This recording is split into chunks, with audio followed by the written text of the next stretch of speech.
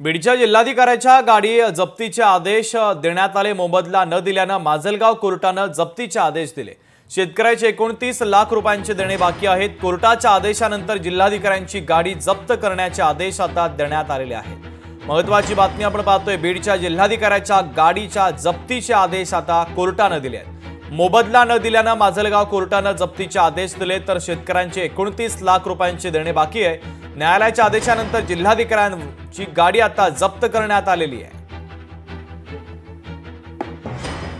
Collector जे आहेत यांच्या विरुद्ध माजलगावचे बुधवंत साहेब जे आहेत, म्हणजे दिवाण सह दिवाणी न्यायाधीश वरिष्ठ स्तर माजलगाव, यांनी या पैसे वसुलीसाठी माननीय जिल्हाधिकारी बीड यांची जी गाडी आहे त्या गाडीचा नंबर आपल्या समोर आहे आणि ती गाडी जप्त करून म्हणजे तिचा लिलाव करण्यासाठी जे वॉरंट काढलेले आहेत आणि हे 3 वॉरंट घेऊन आज कलेक्टर साहेबांकडे आम्ही गेलो, मी आणि दिलीप।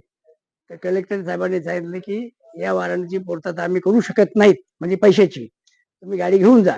आणि त्याच्यानंतर ही गाडी जप्तीची कार्यक्रिया सुरू झालेली आहे।